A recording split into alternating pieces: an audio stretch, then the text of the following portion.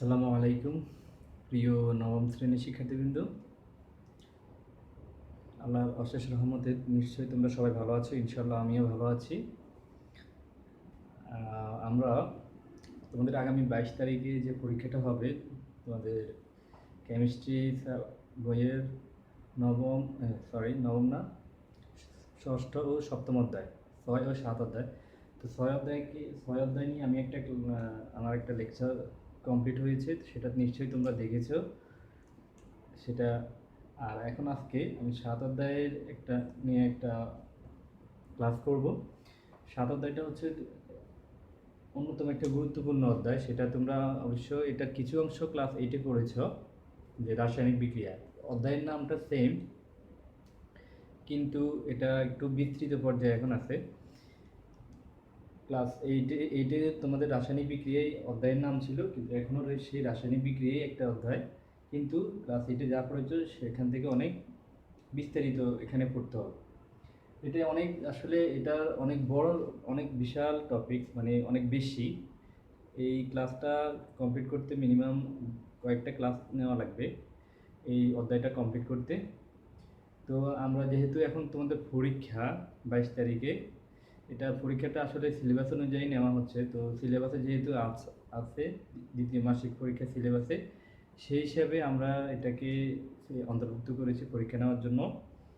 তো এখন এটা একটু দ্রুতভাবে শর্টলি তোমাদেরকে মানে পরীক্ষায় আসার মতো জিনিসগুলো নিয়ে একটু আলোচনা করব, যেগুলো এই পরীক্ষায় থাকবে। তো এই পরীক্ষার পরবর্তীতে আমি এটাকে কয়েকটা ক্লাসে বিভক্ত করে তারপর তোমাদেরকে বোঝাবো, ঠিক আছে? এটা অনেকগুলো ক্লাস করা লাগবে।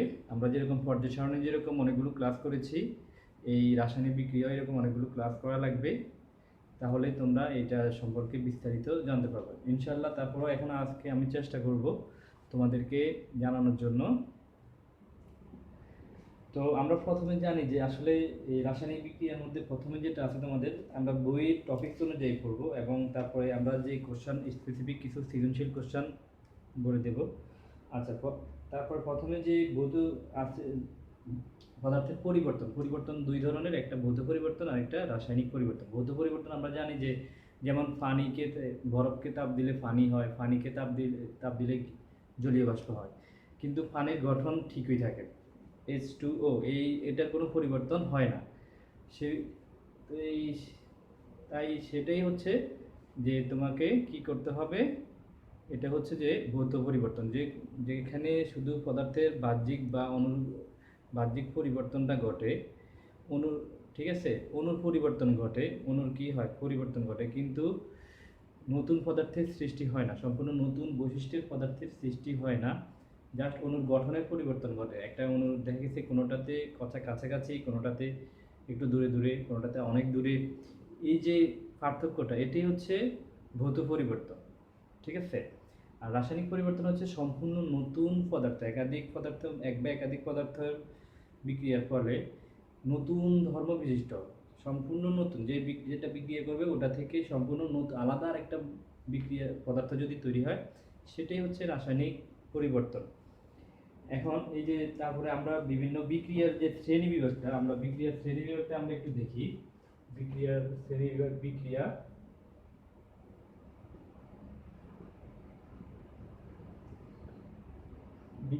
এটা যদি দিকের দিক থেকে ধরি, দিক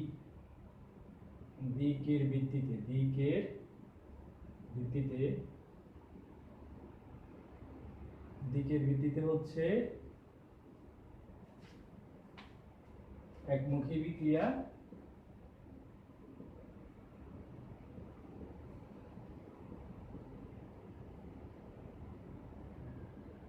উভমুখী বিক্রিয়া।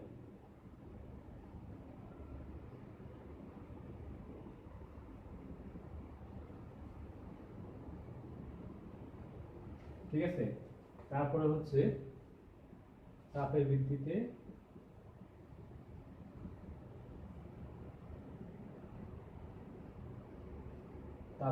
হচ্ছে তাপ উৎপাদী বিক্রিয়া,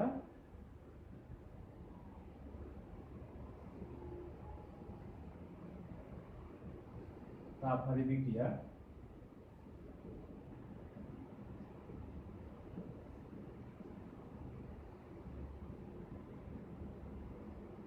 তারপরে হচ্ছে ইলেকট্রনের স্থানান্তরের ভিত্তিতে, ইলেকট্রনের স্থানান্তরের ভিত্তিতে হয় কি, ইলেকট্রন স্থানান্তরের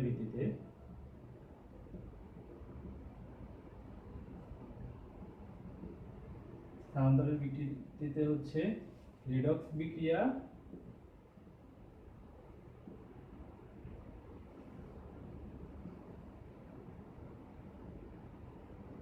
রিডক্স মানে জারণ বিজারণ বিক্রিয়া, আর নন রিডক্স বিক্রিয়া, নন রিডক্স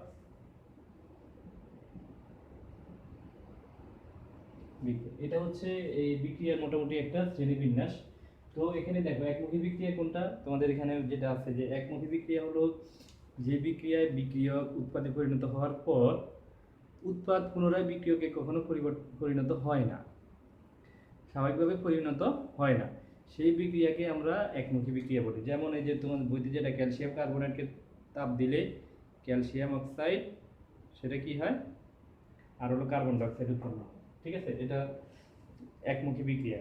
তারপর উভমুখী বিক্রিয়া হচ্ছে, এটা খুবই ইম্পর্টেন্ট। উভমুখী বিক্রিয়াটা তোমার এই অধ্যায়ে বেশি আলোচনা করা হয়েছে, এই রিলেটেড অনেক কোশ্চেন থাকে, মানে আরও অনেক টপিকস থাকবে। উভমুখী বিক্রিয়া, উভমুখী বিক্রিয়াটা হচ্ছে, এটা বোঝার, এটা একটু ভালো করে বুঝতে হবে। উভমুখী বিক্রিয়াটা হচ্ছে যে বিক্রিয়কগুলো উৎপাদে পরিণত হওয়ার পর উৎপাদ পুনরায় বিক্রিয়কে পরিণত হয়। তোমরা তো উৎপাদ বিক্রিয়ক নিশ্চয়ই বুঝো, যেটা বাম পাশে থাকবে, মানে যেগুলো বিক্রিয়ক হলো, যেগুলো বিক্রিয়া করে সেগুলো হলো বিক্রিয়ক, বিক্রিয়ার ফলে যা উৎপন্ন হয় যে ডান পাশে সেটা হলো উৎপাদ। তাহলে যেমন হাইড্রোজেন প্লাস আয়োডিন, এটা হলো হাইড্রো আয়োডাইড, হাইড্রোজেন আয়োডাইড বা হাইড্রোআয়োডাইড, টু হাইড্রোজেন আয়োডাইড। এখন এটা হচ্ছে দেখো, এই হাইড্রোজেন আর আয়োডিন এটা উভমুখী বিক্রিয়া, হাইড্রোআয়োডাইড উভমুখী বিক্রিয়া, কারণ হলো হাইড্রোজেন আয়োডিন বিক্রিয়া করে হাইড্রোজেন আয়োডাইড উৎপন্ন করে, আবার হাইড্রোজেন আয়োডাইড বেশি হয়ে গেলে আবার পুনরায় সেটা হাইড্রোজেন ও আয়োডিনে পরিণত হয়। এটাই হচ্ছে উভমুখী বিক্রিয়া, ঠিক আছে, রিভার্সিবল প্রসেস, উভমুখী বিক্রিয়া। এই যে তোমাদের এখানে যেটা ইথানল, ইথানোয়িক অ্যাসিড HCl এর সাথে বিক্রিয়া, HCl উপস্থিতি বিক্রিয়া করে ইথাইল ইথানয়েড এস্টার বা ইথাইল মিথাইল এস্টার, যেটাকে বলা হয় ইথাইল মিথাইল এস্টার। এটা ইথাইল ইথানয়েড এস্টার না, এটা হবে ইথাইল মিথাইল এস্টার।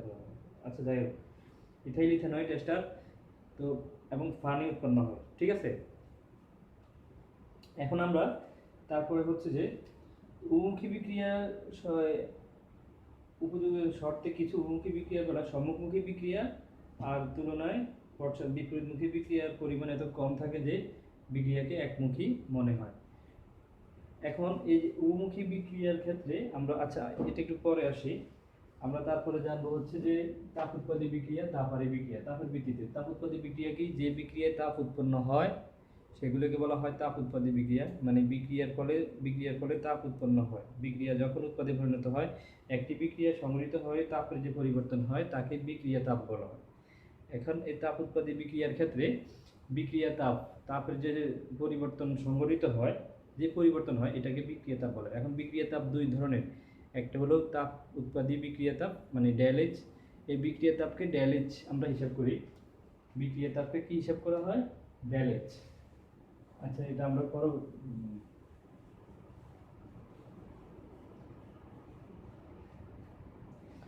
তোমাদের বইতে যেটা আছে, যে সুন্দরভাবে দেওয়া আছে যে সমতাকৃত অনুযায়ী তোমার কি একটি বিক্রিয়া, রাসায়নিক বিক্রিয়া সংঘটিত হওয়ার পর সময় যে পরিবর্তন ঘটে, তাপের যে পরিবর্তন ঘটে সেটা হচ্ছে বিক্রিয়া তাপ। যেমন এই যে নাইট্রোজেন প্লাস হাইড্রোজেন,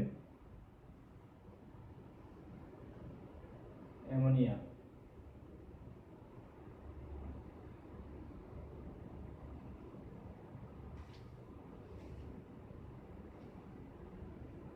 এখানে এই বিক্রিয়া, এটা যে তাপের পরিবর্তন করবে, এই তাপের বিক্রিয়া তাপের পরিবর্তনকে বিক্রিয়া তাপকে ডেলএইচ দ্বারা প্রকাশ করা হয়। এখন এই যে ডেলএইচ এর মান প্লাস হলে, ডেলএইচ এর মান প্লাস হলে সেটা হলো তাপ উৎপাদী বিক্রিয়া। তাহলে এই উভমুখী বিক্রিয়াটা হচ্ছে তাপ উৎপাদী বিক্রিয়া। উভমুখী বিক্রিয়াটা হচ্ছে এক ধরনের এটা তাপ উৎপাদী বিক্রিয়া। আর ডেল হচ্ছে এর মান নেগেটিভ হলে সেটা তাপহারী বিক্রিয়া।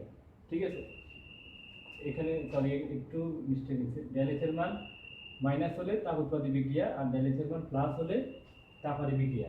এখন এই যে যেমন নাইট্রোজেন প্লাস অক্সিজেন,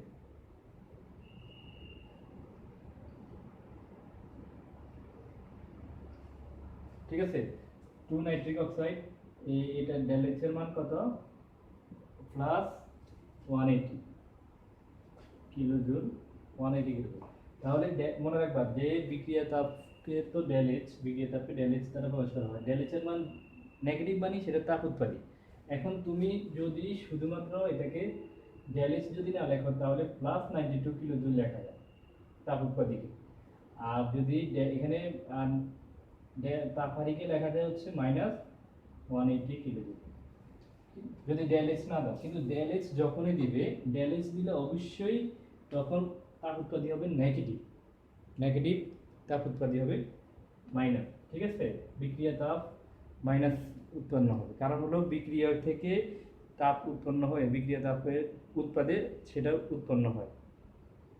ঠিক আছে, এখন আমরা এই যে এইভাবে তাহলে লিখতে পারি। এখন হচ্ছে যে ইলেকট্রন স্থানান্তরের ভিত্তিতে যে জারণ বিজারণ বিক্রিয়া, জারণ বিজারণ বিক্রিয়া এটা খুবই গুরুত্বপূর্ণ। জারণ কি, বিজারণ বিক্রিয়া কি, ঠিক আছে।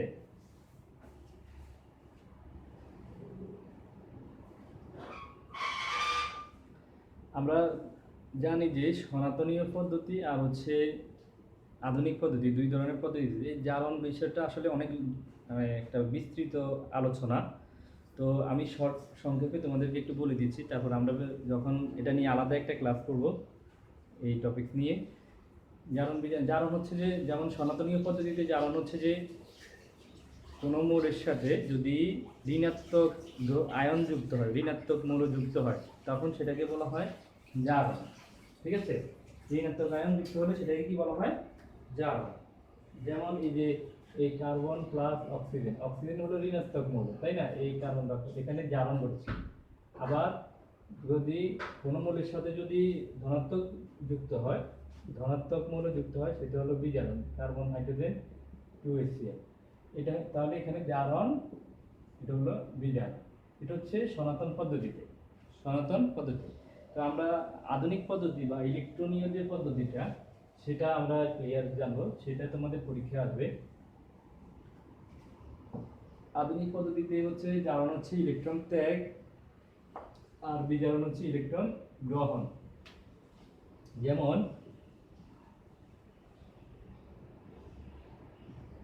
জিঙ্ক প্লাস সালফিউরিক অ্যাসিড,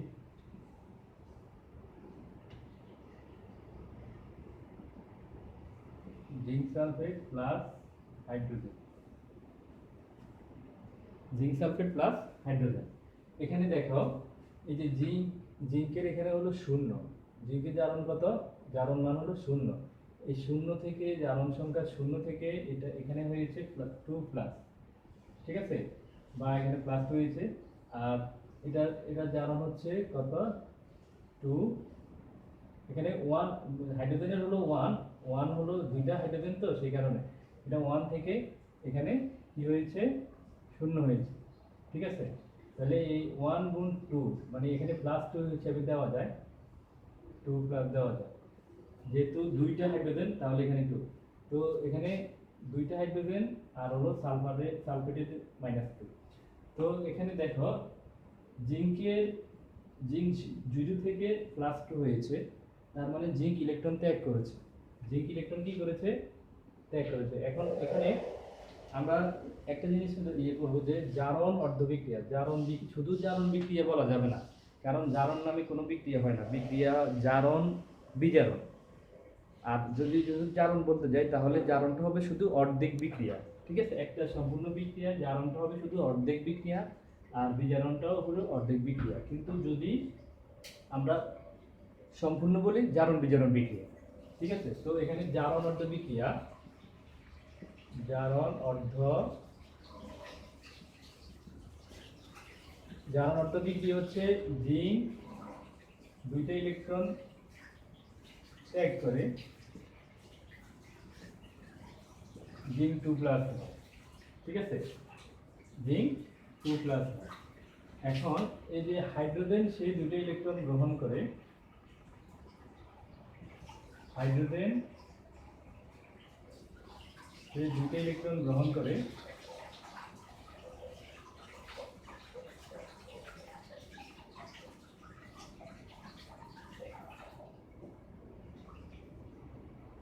এখানে 2+ এটা যে হাইড্রোজেন আয়ন, 2+ হাইড্রোজেন আয়ন দুইটা ইলেকট্রন গ্রহণ করে হাইড্রোজেন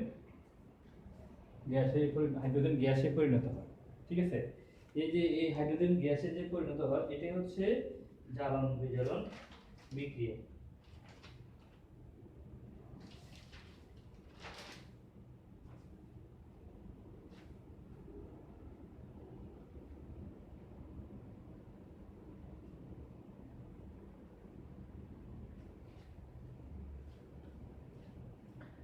এটাই হচ্ছে কি জ্বালন বিজারণ বিক্রিয়া। তাহলে এটা হলো বিজারণ অর্ধ বিক্রিয়া।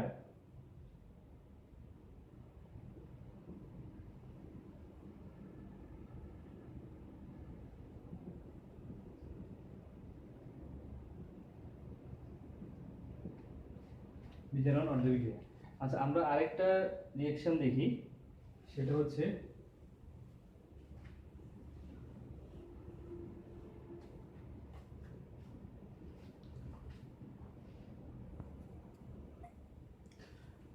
আচ্ছা আমরা তাহলে এখানে যে জিঙ্ক এবং সালফিউরিক অ্যাসিডের জিনিসটা আমরা ক্লিয়ার।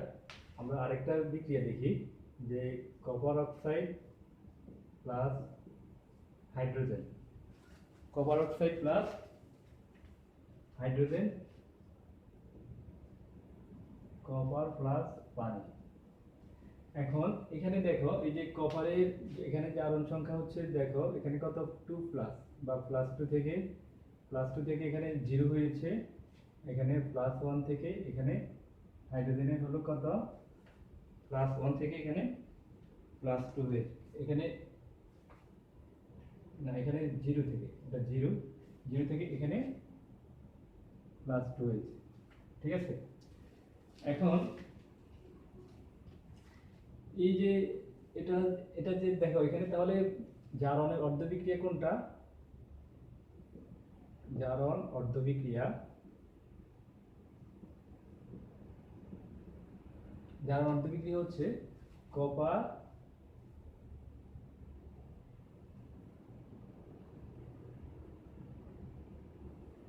জারণ অর্ধ বিক্রিয়া কোনটা? যে এখানে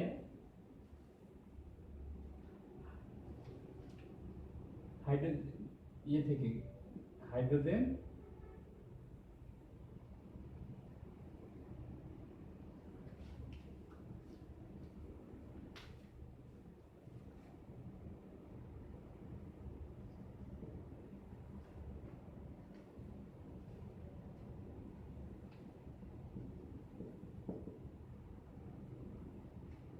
এটা হচ্ছে জারণ অর্ধ বিক্রিয়া। আর বিজারণ অর্ধ বিক্রিয়া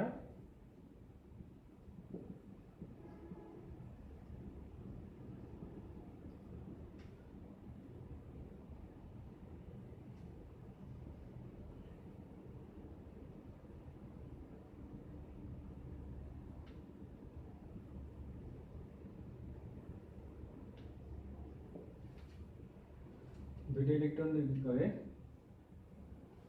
কপারে পরিণত হয়।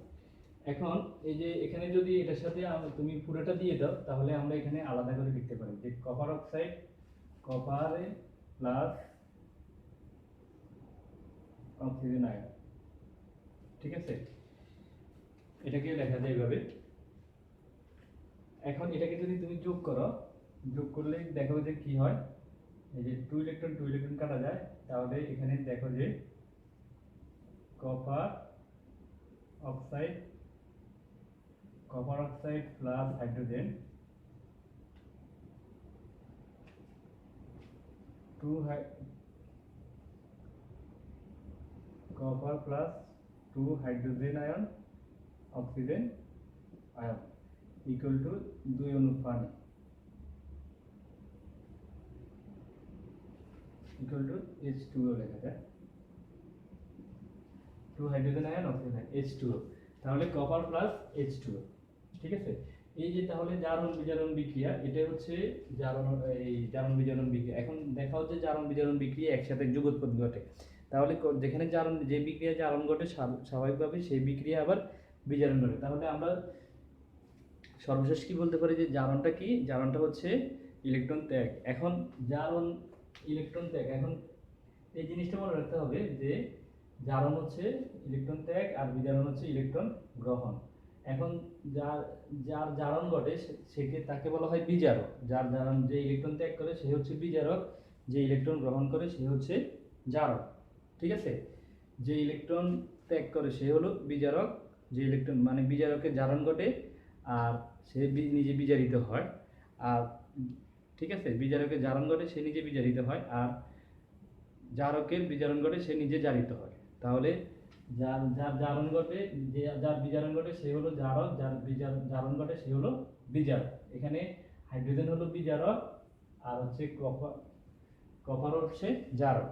ঠিক আছে, তোমরা এরকম আরো কয়েকটা রিঅ্যাকশন, তাহলে এই যে জিঙ্ক আর এটা খুবই ইম্পর্টেন্ট, জিঙ্ক সালফিউরিক অ্যাসিড এটা খুবই ইম্পর্টেন্ট। আরেকটা হলো যে আমি জিঙ্কের পরিবর্তে কপার দিই, copper plus sulphuric acid, copper sulphate plus hydrogen. তো কপার সালফেট প্লাস হাইড্রোজেন, এখানে এই যে 2 প্লাস এখানে কি হয়েছে, এই 0 থেকে 2 প্লাস হয়েছে, এটা 0। যে কোনো মৌল স্বাভাবিক অবস্থায় সিঙ্গেল হলো মৌল অবস্থায় থাকে সেটা 0 থেকে এখানে 2 প্লাস হয়েছে, আয়ন হয়েছে, তাহলে ইলেকট্রন ত্যাগ করেছে। এখানে ইলেকট্রন ত্যাগ করা মানে এটা বিজারক, কপার বিজারক, মানে কপারের জারণ ঘটেছে মানে কপার বিজারক। ঠিক আছে, এই কপারের জারণ ঘটেছে, জারণ মানে বিজারক। আবার এখানে হাইড্রোজেন আয়ন এখানে কি করেছে, এখানে +1 হাইড্রোজেন, +1 মানে দুইটা হাইড্রোজেন, তো +2 দুইটা হাইড্রোজেন এখানে 0 হয়েছে, তার মানে এখানে এটা হলো বিজারণ ঘটেছে, বিজারণ। তাহলে সালফিউরিক অ্যাসিডের এখানে হাইড্রোজেনের জারণ ঘটেছে, জারণ বিজারণ জারণ। তাহলে এটা এই জিনিসটা এখন অর্ধবিক্রিয়া হিসেবে তোমরা এটা দেখা দিবা যে কপার জারণের অর্ধবিক্রিয়া, কপার এখানে এটা আলাদা করে দেখা দিবা। আবার বিজারণের অর্ধবিক্রিয়া, হাইড্রোজেন দুইটা, ঠিক আছে, বিজারণ অর্ধবিক্রিয়া। এখন আবার আমরা সিম্পল যে সোডিয়াম ক্লোরাইড, এটা থেকেও সোডিয়াম একটা ইলেকট্রন ত্যাগ করে সোডিয়াম আয়নে রূপান্তরিত হয়, সোডিয়াম আয়নে, তাহলে এটা হচ্ছে জারণ, এটা হলো কি জারণ। আবার ক্লোরাইড সেই ইলেকট্রনটা গ্রহণ করে ক্লোরাইড আয়নে পরিণত হয়, তাহলে এটা হলো বিজারণ। তাহলে এখানে এটা হলো জারক, ক্লোরাইড হলো জারক, ক্লোরিন জারক, আর হলো সোডিয়াম বিজারক। তাহলে সোডিয়ামের জারণ ঘটে, ক্লোরিনের বিজারণ ঘটে, তাহলে যার বিজারণ ঘটে সে জারক, যার জারণ ঘটে সে বিজারক। ঠিক আছে, তো এই যে এগুলো আরো কয়েকটা আমি দিয়ে দিচ্ছি, সেগুলো তোমরা অবশ্যই প্র্যাকটিস করবা। সেটা হচ্ছে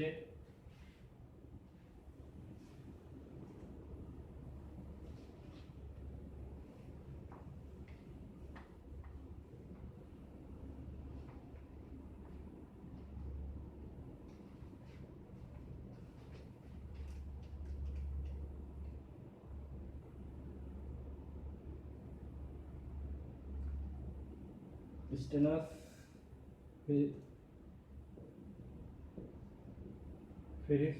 পেরিক্লোরাইড প্লাস স্টেনাস ক্লোরাইড,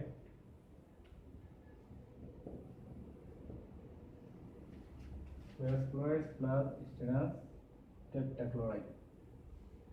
দেখো এখানে পেরাসের হচ্ছে +3 ছিল, 3 প্লাস মানে +3 থেকে এটা +2 হয়েছে। আবার এটা হলো +2 থেকে +4 হয়েছে। দেখো স্টেনাসের জারণ সংখ্যা আমরা জানি 2 এবং 4, আবার পেরাসের জারণ সংখ্যা 3, 2 এবং 3। তাহলে এটা হচ্ছে +3 থেকে +2 হয়েছে, তার মানে সে ইলেকট্রন গ্রহণ করেছে, ইলেকট্রন গ্রহণ করেছে মানে তার কি ঘটেছে, জারণ ঘটেছে। ঠিক আছে, তার কি জারণ ঘটেছে। তাহলে এখানে এই যে জারণ অর্ধবিক্রিয়াটা কি? জারণ বিক্রিয়া হচ্ছে স্টেনাস 2 প্লাস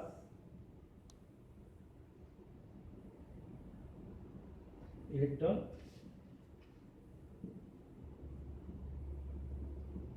দুটি ইলেকট্রন শেয়ার করা হয়। দ্বিজারণ অর্ধবিক্রিয়া হচ্ছে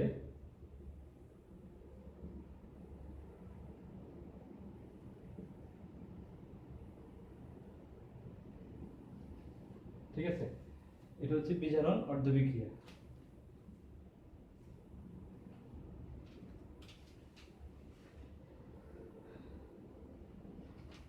তাহলে এটা হচ্ছে জারণ বিজারণ অর্ধবিক্রিয়া। আমি আবারও বলি, তোমার এগুলো খুব ইম্পর্টেন্ট, বিশেষ করে ওই যে zinc sulphuric acid, copper plus sulphuric acid equal to copper sulphate plus hydrogen, আবার জিঙ্ক প্লাস সালফেট, প্রতিস্থাপন যে বিক্রিয়া দুইটা থাকে, প্রতিস্থাপন বিক্রিয়া দুইটা, এটা হচ্ছে জারণ বিজারণ বিক্রিয়া। এই দুইটা বেশি আসে, এই দুইটা তোমাদের সবচেয়ে বেশি আসে। এই দুইটা ভালো করে প্র্যাকটিস করবা, ঠিক আছে? জারণ বিজারণ বিক্রিয়ার এই দুইটা বেশি আসে। কোনটা আমি আবার লিখে দিচ্ছি, zinc plus sulphuric acid,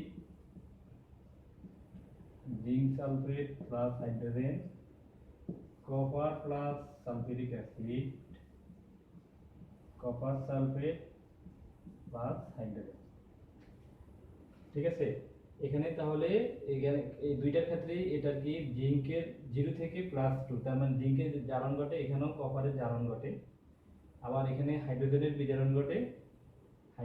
hydrogen কি হয় 1 থেকে, মানে +1 থেকে, +1 বলতে দুইটা হাইড্রোজেন +2, এটা +1 থাকে, কিন্তু যেহেতু দুইটা হাইড্রোজেন তাহলে +2, তাহলে +2 থেকে সে দুইটা হাইড্রোজেন দিয়ে প্লাস, এই দুইটা হাইড্রোজেন প্লাস থেকে দুইটা ইলেকট্রন গ্রহণ করে হাইড্রোজেন গ্যাসে পরিণত হয়, এইরকম, ঠিক আছে? এভাবে দিব। তাহলে এটা হচ্ছে তার কি বিজারণ, ইলেকট্রন গ্রহণ। তাহলে এখানে জারক হচ্ছে এটা, হাইড্রোজেন হলো জারক, আবার এই বিক্রিয়া, আবার এই জিঙ্ক হলো বিজারক, মানে জিঙ্কের জারণ ঘটে। ওকে, আমরা তাহলে নেক্সট টপিকসে যাই।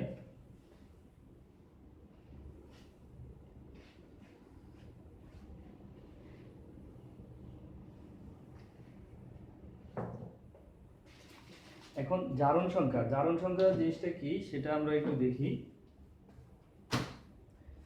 জারণ সংখ্যা হচ্ছে যে কোনো একটা পরমাণু যতগুলো ইলেকট্রন ত্যাগ করে বা গ্রহণ করে, যে চার্জ ইলেকট্রন ছেড়ে দেয় বা গ্রহণ করে, এবং তারপরে কি অণু বা যৌগমূলকের মধ্যে অবস্থিত কোনো পরমাণুর ইলেকট্রন ছাড়ার প্রবণতাকে ধনাত্মক চিহ্ন দ্বারা, মানে যতগুলো ইলেকট্রন সে ত্যাগ করে তাহলে সে ধনাত্মক আয়নে পরিণত হয়, আবার যতগুলো ইলেকট্রন গ্রহণ করে ঋণাত্মক আয়নে পরিণত হয়। এভাবে ধনাত্মক আয়ন ও ঋণাত্মক আয়নগুলোকে কি বলা হয়? জারণ সংখ্যা বলা হয়, ঠিক আছে? এই জারণ সংখ্যা দ্বারা এগুলোকে প্রকাশ করা হয়। এখন স্বাভাবিকভাবে আমরা সকল এই যে এগুলো মুখস্থ রাখতে হবে, এখানে আছে তোমাদের 109 পৃষ্ঠা,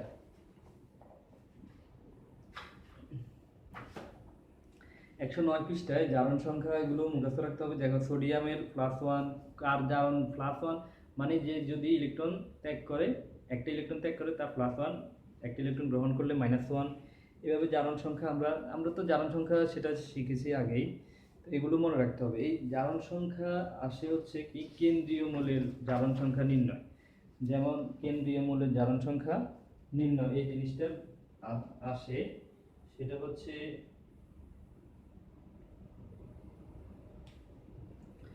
কেন্দ্রীয় মৌলের জারণ সংখ্যা নির্ণয় এভাবে। আমি যদি সালফিউরিক অ্যাসিডের হিসাব করি, তাহলে সালফিউরিক অ্যাসিডের কেন্দ্রে এটা, তারপরে সোডিয়াম নাইট্রেট, ঠিক আছে? এখানে নাইট্রোজেনের, সোডিয়াম কেন্দ্রীয় মৌলের জারণ সংখ্যা, নাইট্রোজেনের জারণ সংখ্যা নির্ণয়, ঠিক আছে?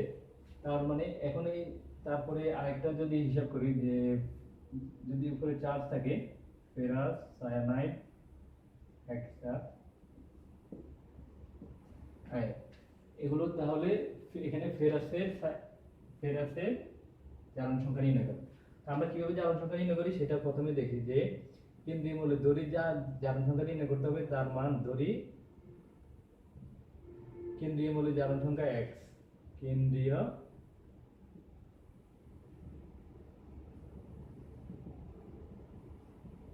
মৌল সালফারে জারণ সংখ্যা x। এখন সুতরাং এই যে সবগুলো হাইড্রোজেনের হলো +1 into 2 plus x plus oxygen হলো -2 ইন্টু 4 ইকুয়াল টু 0। সবগুলোর জারণ সংখ্যার সমষ্টি 0 বা 2 প্লাস x এই প্লাস মাইনাসের -8 ইকুয়াল টু 0 বা x minus 6 equal to 0 বা x equal to +6। তাহলে এখানে এই সালফিউরিক অ্যাসিডের সালফারের জারণ সংখ্যা হলো +6। ঠিক আছে, তো আমরা সোডিয়াম নাইট্রেটের নাইট্রোজেনের জারণ সংখ্যা হিসাব করি। নাইট্রোজেনের ধরি যে x, তাহলে সোডিয়ামের হলো +1 প্লাস নাইট্রোজেনের x প্লাস অক্সিজেনের হলো -2 ইন্টু 3 ইকুয়াল টু 0। তাহলে বা 1 plus x minus 6 equal to 0 বা x minus 5 equal to 0, x equal to +5। তাহলে নাইট্রোজেনের এখানে +5। ঠিক আছে, এখন এই উপরে যদি চার্জ থাকলে আমরা কিভাবে জারণ সংখ্যা নির্ণয় করব সেটা দেখো। তাহলে আমাদের মোলগুলোর জারণ মান মনে রাখতে হবে। যদি মোলগুলোর জারণ মান মনে না রাখি তাহলে কেন্দ্রীয় মৌলের জারণ সংখ্যা বের করা যাবে না। ঠিক আছে, তো দেখো এখানে ফেরাসের ক্ষেত্রে যদি ফেরাসের হলো x প্লাস সায়ানাইডের হলো -1 ইন্টু 6 আর ইকুয়াল টু এই যে এখানে জিরোর পরিবর্তে এখানে যেহেতু উপরে যে আয়নটা আছে চার্জ আছে সেটা হবে -4। ঠিক আছে, ওখানে তো ওগুলাতে তো কোনো উপরে চার্জ ছিল না, এটার উপরে একটা চার্জ আছে সবগুলো, সেই কারণে -4। তো x minus 6 equal to -4 বা x equal to -4 plus 6 বা x equal to +2। তাহলে ফেরাসের যোজনী জারণ সংখ্যা এখানে +2, ফেরাসের জারণ সংখ্যা এখানে +2। এভাবেই তাহলে জারণ সংখ্যা বের করা যায়। ঠিক আছে,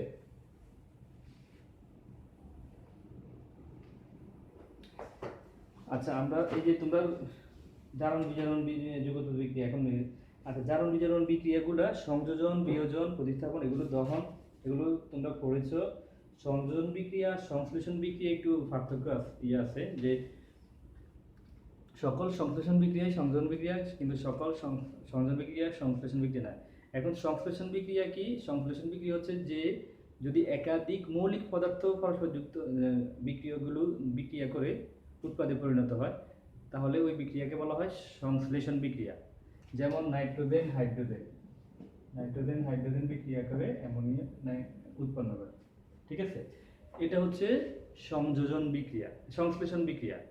আবার এটা সংযোজন বিক্রিয়া হলো দুটি পদার্থ একত্রিত হয়ে সেটা একটা উৎপাদে পরিণত হলেই সেই বিক্রিয়াকে বলা হয় সংযোজন বিক্রিয়া। তো সেটা এখন মৌলিক পদার্থ হইতে পারে, যৌগিক পদার্থ হতে পারে, তাহলে যে কোনো দুইটা পদার্থ হইলেই সেটা সংশ্লেষণ বিক্রিয়া। ঠিক আছে, তাহলে এটা একটা সংশ্লেষণ বিক্রিয়া এবং সংযোজন বিক্রিয়া দুইটি। তাহলে সংযোজন বিক্রিয়া মানে যে কোনো দুইটা পদার্থ হইলেই হবে, কিন্তু সংশ্লেষণ বিক্রিয়া অবশ্যই মৌলিক পদার্থ হইতে হবে। তাহলে সকল সংশ্লেষণ বিক্রিয়াই সংযোজন বিক্রিয়া কিন্তু এটা আসে। ঠিক আছে, এটা সকল সংশ্লেষণ বিক্রিয়ায়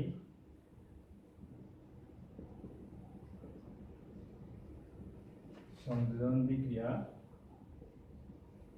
কিন্তু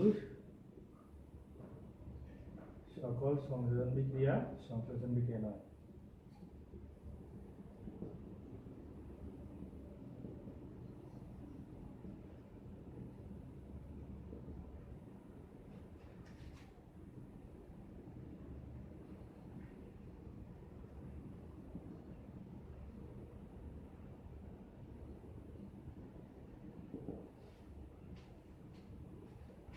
ঠিক আছে। এখন আমরা তাহলে এই জিনিসটা দেখতে পারি। এখন আমরা এই যে তারপরে বিয়োজন বিক্রিয়া, প্রতিস্থাপন, এগুলো দহন বিক্রিয়া, এগুলো তোমরা পড়ে নিবা। আর হলো প্রশমন বিক্রিয়া, তো আমরা জানি নন রেডক্স বিক্রিয়া হলো প্রশমন বিক্রিয়া। তারপরে অধঃক্ষেপণ বিক্রিয়া, অধঃক্ষেপণ বিক্রিয়া একটু ইম্পর্টেন্ট। অধঃক্ষেপণ বিক্রিয়া হচ্ছে যে একই দ্রাবকে দুটি যৌগ যখন মিশ্রিত হয় তখন ওই মিশ্রণের মধ্যে যে কোনো একটি উপাদানে সম্পূর্ণ মিশ্রিত না হয়ে সেটা কি করে পাত্রের তলার মধ্যে সেটা থেকে যায়, পাত্রের তলায় তলানি আকারে জমা থাকে, তখন ওই বিক্রিয়াকে বলা হয় অধঃক্ষেপণ বিক্রিয়া। তো এটা সাধারণত এটা এরকম হয় যে দুটি তরল পদার্থ বিক্রিয়া করে যদি কঠিন পদার্থ উৎপাদে পরিণত হয়, তরল পদার্থ বিক্রিয়াগুলো তরল পদার্থ কিন্তু উৎপন্ন করলো কঠিন পদার্থ, তাহলে সেটাকে অধঃক্ষেপণ বিক্রিয়া বলা হয়। তাহলে এই যে sodium chloride silver nitrate, sodium chloride silver nitrate, এটা হলো সিলভার ক্লোরাইড, এটা অধঃক্ষেপণ বিক্রিয়া। অধঃক্ষেপণ বিক্রিয়ার এইভাবে প্রকাশ করা হয়, ঠিক আছে। অধঃক্ষেপণ বিক্রিয়া এই সিলভার, তারপরে হলো sodium nitrate plus sodium nitrate. তাহলে এই যে এটা হচ্ছে অধঃক্ষেপণ বিক্রিয়াকে সবসময় তীর চিহ্ন দ্বারা নিচের দিকে এটার দ্বারা প্রকাশ করা হয়, ঠিক আছে। আচ্ছা, এখন বিশেষ ধরনের রাসায়নিক বিক্রিয়া, এগুলো এই যে আর্দ্র বিশ্লেষণ বিক্রিয়া। আর্দ্র বিশ্লেষণ বিক্রিয়া কোনটা, যে বিক্রিয়ায় সাধারণত পানি যোগ করা হয়। পানি যোগ করা সিলিকন টেট্রাক্লোরাইডের সাথে পানি যোগ করলে সিলিকন টেট্রাহাইড্রক্সাইড উৎপন্ন হয়, তো এটা আর্দ্র বিশ্লেষণ বিক্রিয়া। তো এই বিক্রিয়া অনেক সময় অধঃক্ষেপ উৎপন্ন হয়, সেই কারণে এটাকে অধঃক্ষেপণ বিক্রিয়াও বলা হয়। আর্দ্র বিশ্লেষণ বিক্রিয়াকে অধঃক্ষেপণ বিক্রিয়া। আর পানি যোজন হচ্ছে যে কেলাস গঠনের জন্য, ঠিক আছে। কেলাস গঠনের জন্য কোনো আয়নিক যৌগের সাথে যদি অনেক অণু পানি যুক্ত হয়, যেমন কপার সালফেটের সাথে যদি আমি 5 অণু পানি যুক্ত করি, তাহলে কপার সালফেট 5 পানি, এটা একটা কেলাস উৎপন্ন হয়। এটা হলো আয়নিক যৌগ থাকে, কিন্তু যখনই 5 অণু পানি যোগ করা হয় তখন এটা কেলাসাগার গঠন করে, ঠিক আছে, কেলাসাগার গঠন করে। এই যে এটা হলো পেন্টাহাইড্রেট কপার সালফেট, মানে এটা তুতে আমরা যেটাকে তুতে বলি সেটাই। সমানুকরণ বিক্রিয়া, সেটা হলো দুটি যৌগ আণবিক সংকেত একই কিন্তু গাঠনিক সংকেতের ভিন্নতার কারণে যেই বিক্রিয়া সংঘটিত হয় সেটা হলো সমানুকরণ বিক্রিয়া। যেমন অ্যামোনিয়াম সায়ানাইড, এটাকে বিক্রিয়া করলে এটা এই যে NH2CO NH2 ইউরিয়া উৎপন্ন, ইউরিয়া লেখা যায়, কিন্তু দুইটার আণবিক সংকেত একই। এখানেও যতগুলো পরমাণু আছে এখানে ততটাই পরমাণু আছে, মানে ওই প্রকারেরই পরমাণু আছে, ঠিক আছে। কার্বন হাইড্রোজেন নাইট্রোজেন অক্সিজেন যতটা আছে এখানে কার্বন হাইড্রোজেন নাইট্রোজেন অক্সিজেন ততটাই আছে। তাহলে এই জাস্ট অণুগুলোর ফরমেশন সেম, এই যে এগুলো কি গাঠনিক সংকেত ভিন্নতার কারণেই সেগুলোর, এটা হলো সম্পূর্ণ এক যৌগ, এটা আরেকটা যৌগ, ঠিক আছে। তাহলে এটাই হচ্ছে সমানুকরণ, সমানুতা বলা হয়। এই সমানুকরণ এটাকে বলা হয় সমানুতা। অ্যামোনিয়াম সায়ানাইড আর ইউরিয়া, আচ্ছা, এটাকে অ্যামোনিয়াম সায়ানাইডকে তাপ দিলে এই ইউরিয়া উৎপন্ন হয়, ঠিক আছে।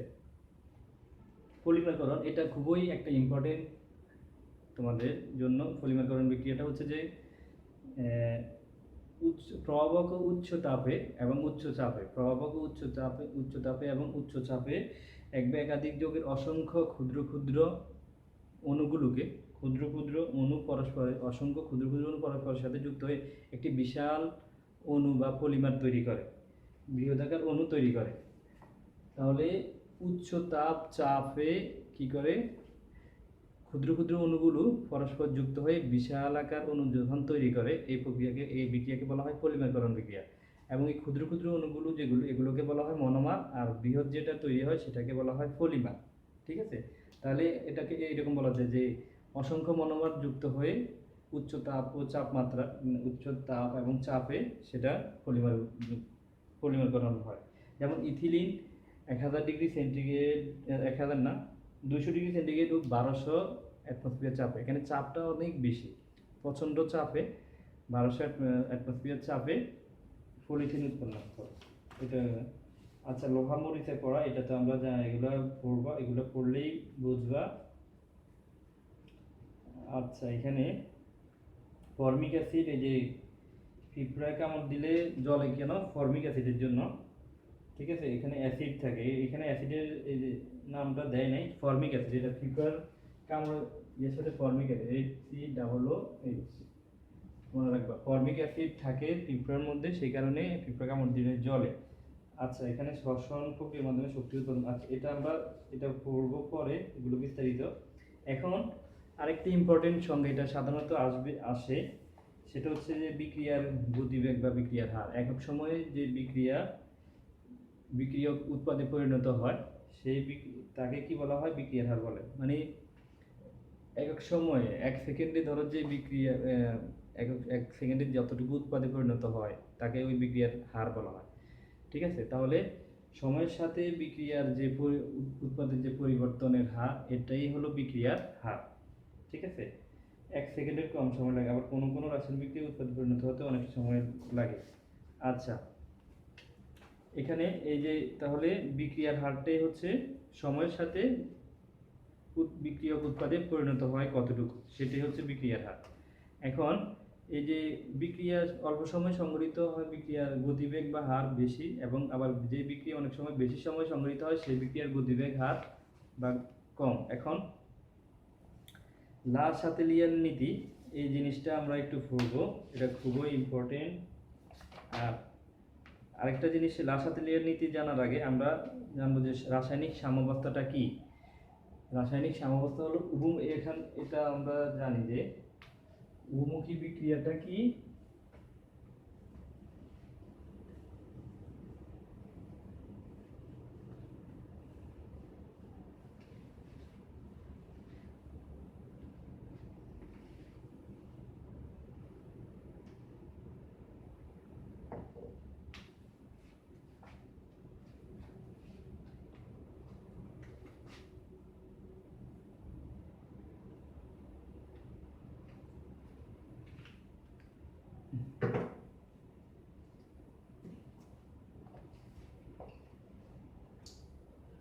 আমরা এই যে বিক্রিয়ার সাম্যাবস্থা মানে হচ্ছে যে বিক্রিয়ার সাম্যাবস্থাটা কি, এটা আগে জানতে হবে। যে উভমুখী বিক্রিয়ায় উভমুখী বিক্রিয়ায় দুই ধরনের ঘটনা ঘটে, সম্মুখমুখী বিক্রিয়া এবং পশ্চাৎমুখী বিক্রিয়া। ঠিক আছে, তাহলে যেমন নাইট্রোজেন, এটা নাইট্রোজেন প্লাস হাইড্রোজেন, এটা হলো একটা উভমুখী বিক্রিয়া। ঠিক আছে, এই উভমুখী বিক্রিয়ায় এটাকে বলা হয় যখন বিক্রিয়ক উৎপাদে পরিণত হয়, মানে বাম উৎপাদে পরিণত হয়, এটাকে বলা হয় সম্মুখমুখী বিক্রিয়া। আবার উৎপাদ যখন বিক্রিয়কে পরিণত হয় এটাকে বলা হয় পশ্চাৎমুখী বিক্রিয়া। ঠিক আছে, তো এই সম্মুখমুখী বিক্রিয়া এবং পশ্চাৎমুখী বিক্রিয়া যখন সমান থাকে তখন এটাকে রাসায়নিক সাম্যাবস্থা বলে। তারপর মনে হচ্ছে যে বিক্রিয়া আসলে বন্ধ, স্থির, কিন্তু আসলে উভমুখী বিক্রিয়ার ক্ষেত্রে দেখা যাচ্ছে যে এটা বিক্রিয়া সবসময় চলমান। এই চলমানটা কি, যে বিক্রিয়ক সবসময় উৎপাদে পরিণত হয় এবং উৎপাদ আবার পুনরায় বিক্রিয়কে পরিণত হয়। এই চলমান প্রক্রিয়াটাকে বলা হয় রাসায়নিক সাম্যাবস্থা। কারণ হচ্ছে যে এটা ব্যালেন্স থাকে সবসময়। এখন এই কথা বুঝছো তো, যেই বিক্রিয়ার যেই অবস্থায়, তাহলে রাসায়নিক সাম্যাবস্থার সংখ্যাটা কি হবে, বিক্রিয়ার যে অবস্থায় সম্মুখমুখী বিক্রিয়ার বেগ ও গতিবেগ ও পশ্চাৎমুখী বিক্রিয়ার গতিবেগ সমান থাকে, বিক্রিয়ার সেই অবস্থাকে বলা হয় রাসায়নিক সাম্যাবস্থা। এখানে এটাকে এভাবে করা যায়, দেখো এটা হচ্ছে বিক্রিয়ার বেগ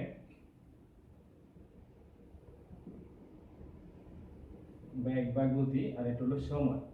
তাহলে এটা আমরা যদি এই দেখো, এটা বিক্রিয়ার বেগ বা বিক্রিয়ার হার, এখানে এটা বিক্রিয়ার হার দেওয়া যায়। এখন এই বিক্রিয়ার হার, এটা যদি সম্মুখমুখী বিক্রিয়া দেখা যায়, যে সম্মুখমুখী বিক্রিয়া এই সময়ের সাথে সাথে সম্মুখমুখী বিক্রিয়াটা হ্রাস পেয়ে একটা সাম্যাবস্থায় চলে আসে। এরপরে আর সে হ্রাস পায় না, সে সময়ের সাথে সাথে সমানভাবে এগিয়ে যায়। আবার পশ্চাৎমুখী বিক্রিয়ার হারও, এটা হলো সম্মুখমুখী বিক্রিয়ার হার, আবার পশ্চাৎমুখী বিক্রিয়ার হার সময়ের সাথে সাথে এটা বৃদ্ধি পায়। ঠিক আছে, সময়ের সাথে সাথে বিক্রিয়ার হার বৃদ্ধি পেয়ে এমন সাম্যাবস্থায় এসে সেটা আর বৃদ্ধি পায় না, সেটা সমান দেখায়। তাহলে দুইজনেই সমান থাকে, দুইজনেই কি হয়, সমান থাকে। এখন এই সম্মুখমুখী বিক্রিয়ার হার আবার পশ্চাৎমুখী বিক্রিয়ার হার দুইটাই তাহলে একটা পর্যায়ে আসে সে কি করে সমান থাকে, তাদের হার বিক্রিয়ার হার সমান হয়ে যায়। ঠিক আছে, সেই কারণে তাদেরকে মনে হয় যে স্থির বিক্রিয়াটা আসলে স্থির বিক্রিয়া সংঘটিত হয় না, বিক্রিয়াটার কোনো কার্যক্রম চলে না, আসলে কিন্তু চলে।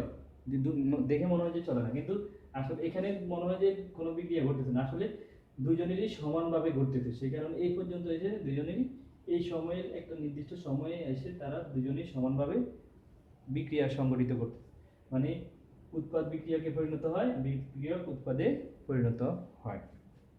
এটাই হচ্ছে তারপরে হচ্ছে এখন লা-শাতেলিয়ারের নীতি, এই জিনিসটা কি এটা আমরা একটু জানবো। লা-শাতেলিয়ারের নীতি হচ্ছে, এটা মূলত এই যে সাম্যাবস্থার উপর ডিপেন্ড করে এই নীতিটা, যে উভমুখী বিক্রিয়ার ক্ষেত্রে যে কোনো বিক্রিয়ার তাপমাত্রা, চাপ ও ঘনমাত্রা পরিবর্তন করলে বিক্রিয়ার ফলাফল এমনভাবে পরিবর্তিত হয়। ঠিক আছে, এটা হচ্ছে যে কোনো বিক্রিয়ায় এই যে এখানে আছে তোমার, এই যে কোনো বিক্রিয়ায় সাম্যাবস্থা থাকাকালীন বা কোনো বিক্রিয়া উন্মুখী অবস্থায় থাকাকালীন যদি তাপমাত্রা, চাপ, ঘনমাত্রা ইত্যাদি পরিবর্তন করা হয়, তিনটা জিনিস কি কি, তাপমাত্রা, চাপ, ঘনমাত্রা ইত্যাদি এই তিনটা জিনিস পরিবর্তন করা হয়, তাহলে সাম্যের অবস্থান এমন দিকে যাবে যেন এই নিয়ামকের ফলাফলগুলো প্রশমিত হয়। নিয়ামকের ফলাফলগুলো ইত্যাদির নিয়ামকের পরিবর্তনের ফলাফল প্রশমিত হয়। নিয়ামক বলতে যেগুলো যেটা চেঞ্জ হবে আর কি, যেমন তাপমাত্রা যদি আমি চেঞ্জ করি তাহলে বিক্রিয়ার ফলাফল এমন দিকে যাবে যেন ওইটার ফলাফল এটা আবার সমান অবস্থায় বিরাজ করে, এমন দিকে যাবে। ধরো যে আমি যদি তাপ চেঞ্জ করি, তাপ দেওয়া হয়, তাহলে তাপ এটা বিক্রিয়াটা এমন দিকে ডান দিকে বা বাম দিকে এমন দিকে যাবে যেন ওই তাপ বিক্রিয়াটা পরবর্তীতে সমানই থাকে। ঠিক আছে, আবার যদি চাপ চেঞ্জ করি তাহলেও একই অবস্থা হবে যেন বিক্রিয়াটা সমান থাকে। ঘনমাত্রা চেঞ্জ করলেও একই এরকম অবস্থা হবে যেন বিক্রিয়াটা সমান থাকে। তাহলে এটাই হচ্ছে এটা এই কি বলে লা-শাতেলিয়ারের নীতি, যে সাম্যাবস্থা থাকাকালে কোনো বিক্রিয়ার তাপমাত্রা, চাপ, ঘনমাত্রা ইত্যাদি যদি পরিবর্তন করা হয় তাহলে সাম্যের অবস্থান এমনভাবে পরিবর্তন হবে, ঠিক আছে, সাম্যের অবস্থান এমনভাবে পরিবর্তিত হবে যেন তাপ, চাপ ও ঘনমাত্রার পরিবর্তনের ফলাফল বা নিয়ামকের গুলোর ফলাফল প্রশমিত হয়। প্রশমিত শব্দটাই হচ্ছে যে পূর্বের অবস্থায় ফিরে আসে। এখন আমরা এই যে তিনটা জিনিস জানবো, যেন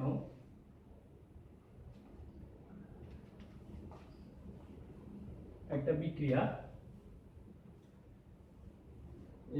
খুবই জনপ্রিয় বিক্রিয়াটা এটা, এই তাহলে এটা হলো তাপমাত্রার প্রভাব। তাপমাত্রার প্রভাব হচ্ছে দুইটা জিনিস এখানে কাজে লাগে, তাপ উৎপাদনের ক্ষেত্রে, তাপ হারের ক্ষেত্রে। তাহলে এই যে নাইট্রোজেন প্লাস হাইড্রোজেন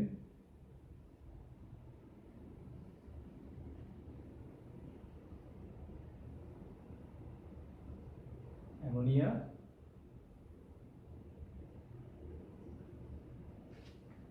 এটা, এই যে ফেরাস আর হচ্ছে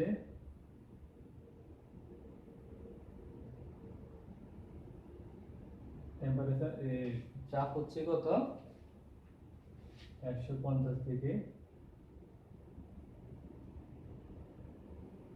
500 ডিগ্রি সেন্টিগ্রেড, আর 200 থেকে 250 অ্যাটমসফিয়ার চাপ। ঠিক আছে, এটা হচ্ছে দেখো তোমাদের এখানে আছে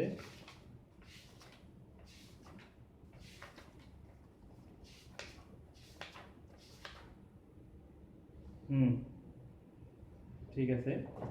আর তাহলে আর ΔH equal to -92 kilojoule per mole, এটা হলো একটা। আর তোমার তাপহারির ক্ষেত্রে, তাপহারি বিক্রিয়ার ক্ষেত্রে আরেকটা, নাইট্রোজেন প্লাস অক্সিজেন,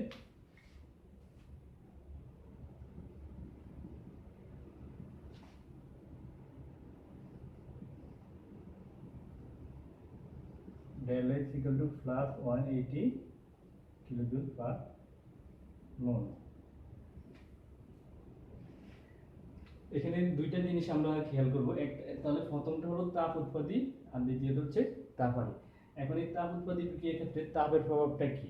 তাপ উৎপাদী বিক্রিয়ার ক্ষেত্রে তাপের প্রভাবটা হচ্ছে যে কোনটা তোমরা এটা মনে রাখবা যে তাপ এই বিক্রিয়ক যখন বিক্রিয়া করার ফলে এখানে তাপ উৎপন্ন হচ্ছে। এই বিক্রিয়া অ্যামোনিয়া যখন বিক্রিয়ক উৎপাদে পরিণত হয় তখন তাপ উৎপন্ন হচ্ছে।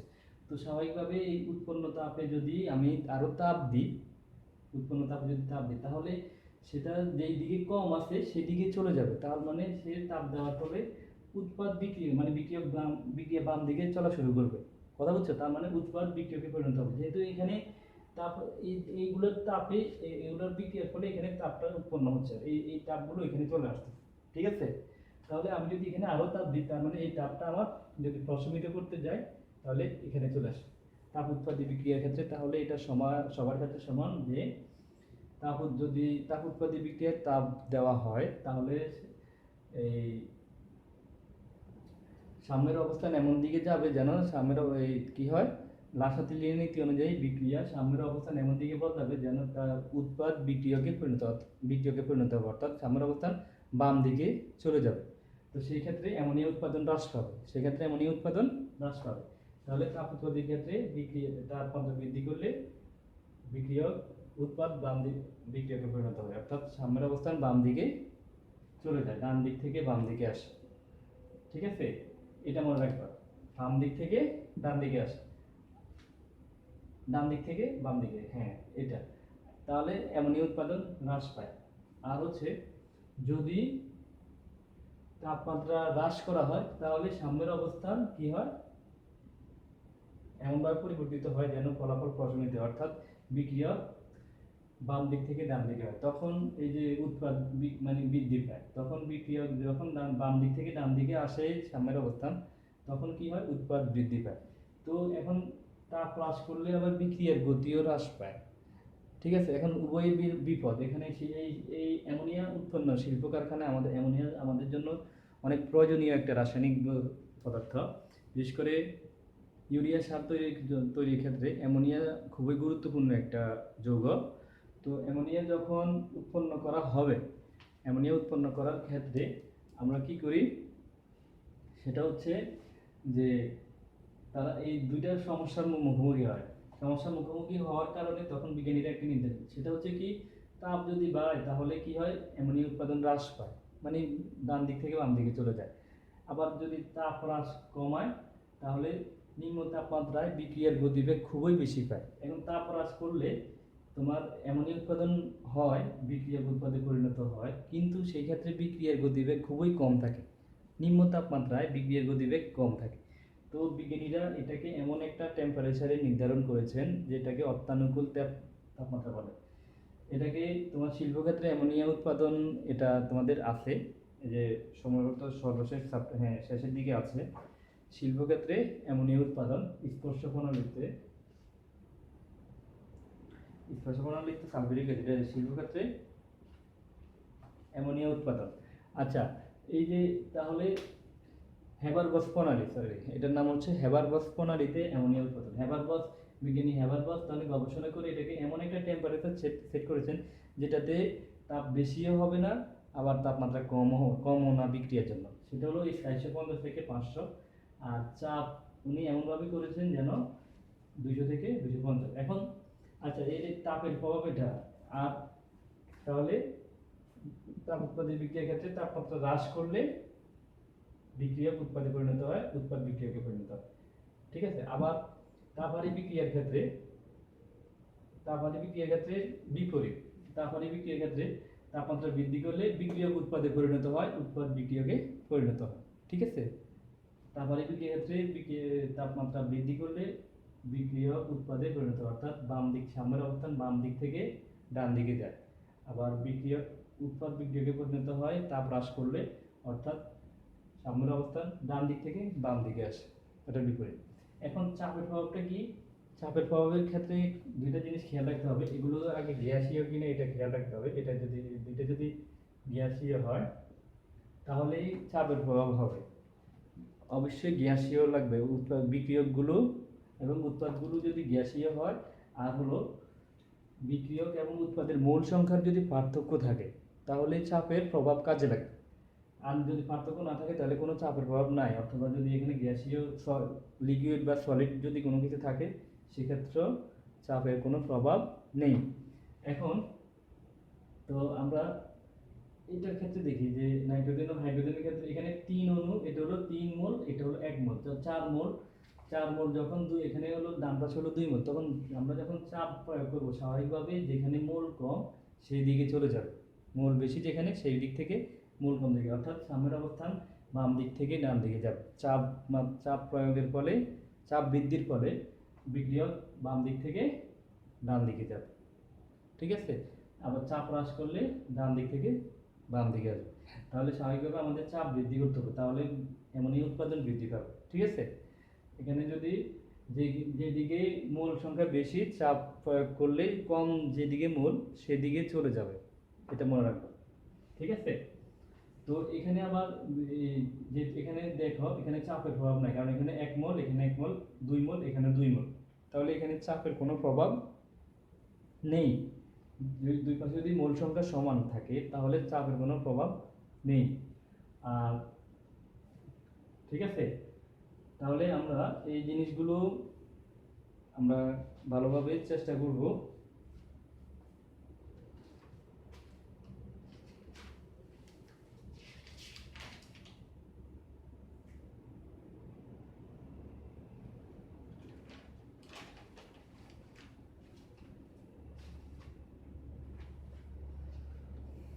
তাহলে আমি তোমাদেরকে একটা সৃজনশীল লিখে দিচ্ছি, আরো 1-2টা সৃজনশীল হয়তো লিখব। সময় কতক্ষণ হলো? 57 মিনিট।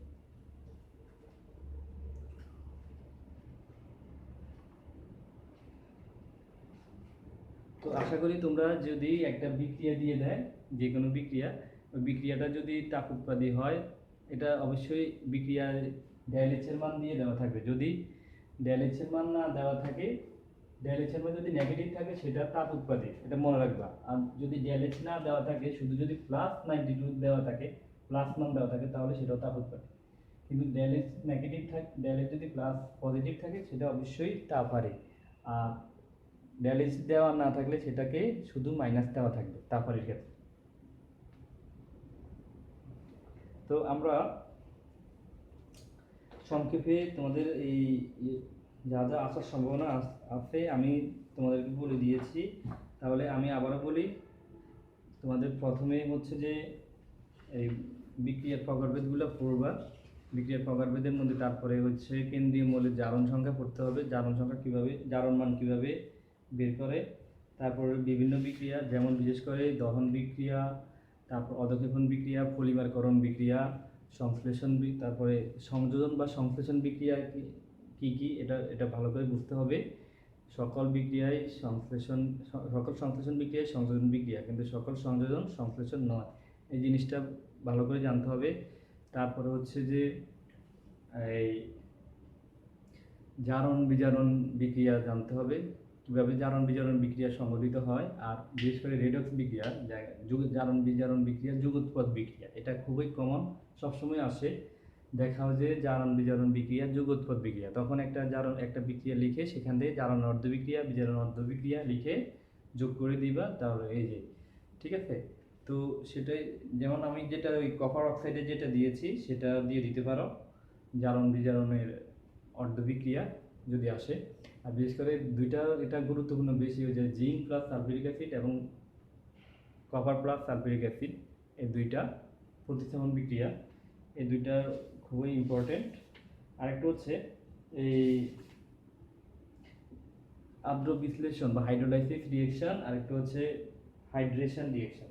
হাইড্রেশনে হচ্ছে যে, এটা মনে রাখবে, আদ্র বিশ্লেষণ, হাইড্রোলাইসিস হচ্ছে যে পানি যোগ করা, পানি যোগ করলে যেটা হয় সেটা। এখন সেখানে আদ্র বিশ্লেষণ তোমার হলো পানি যোজনের মধ্যে হাইড্রেশন, যেটা আদ্র বিয়োজন বিক্রিয়া হলো যে অন্য যৌগের সাথে বিক্রিয়া করে উৎপাদে উৎপন্ন হয়। কোনো বিক্রিয়ক হিসেবে যদি পানি অন্য কোনো যৌগের সাথে বিক্রিয়া করে, পানিটা বিক্রিয়া করবে, পানি বিক্রিয়ক থাকবে, অন্য যৌগের সাথে বিক্রিয়া করবে। আর হচ্ছে পানি যোজন বিক্রিয়া যেটা, সেটা হলো গ্যালাস গঠনের জন্য, স্ফটিক গঠনের জন্য কোনো আয়নিক যৌগ যদি পানির সাথে অনেকগুলো অণু পানির সাথে যুক্ত হয়ে যৌগ গঠন করে, সেটাই হচ্ছে গ্যালাস গঠন করে, সেটা হচ্ছে হাইড্রেশন বিক্রিয়া। আর সমানুকরণ তো এখানে বলেছি, সমানুকরণ বিক্রিয়া কি, যে আণবিক সংকেত একই কিন্তু গাঠনিক সংকেতে ভিন্নতার কারণে যে বিক্রিয়া সংঘটিত হয় সেটাই সমানুকরণ বিক্রিয়া।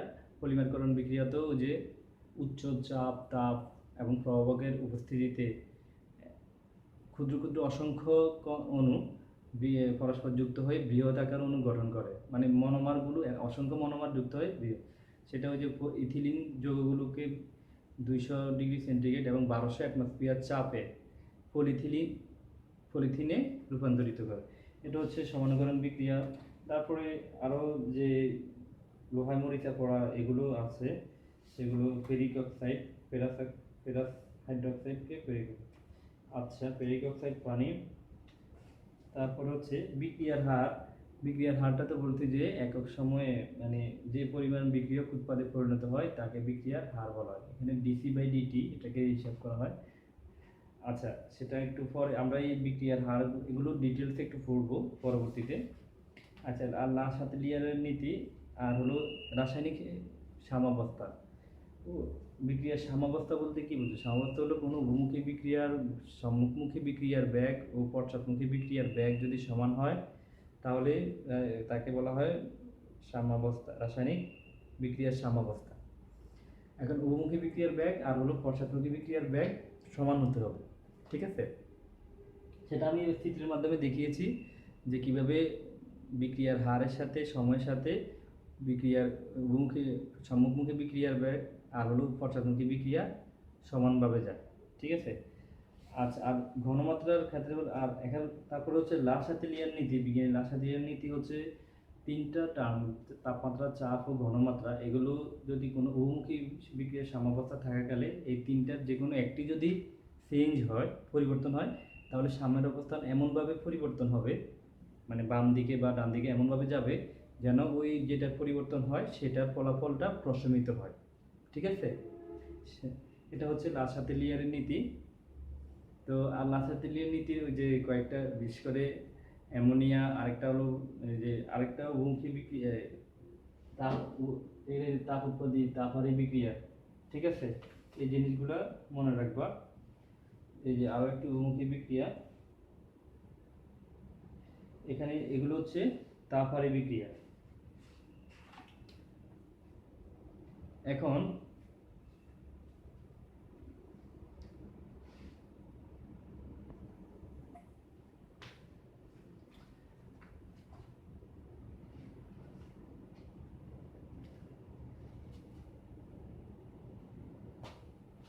আচ্ছা, আমরা এখন এই একটা সৃজনশীল লিখব, একটা সৃজনশীল আমরা লিখি। এই সৃজনশীলটা, এটা হচ্ছে একটা স্যাম্পল, এটাকে তোমরা এটা অনুযায়ী, সেটা হচ্ছে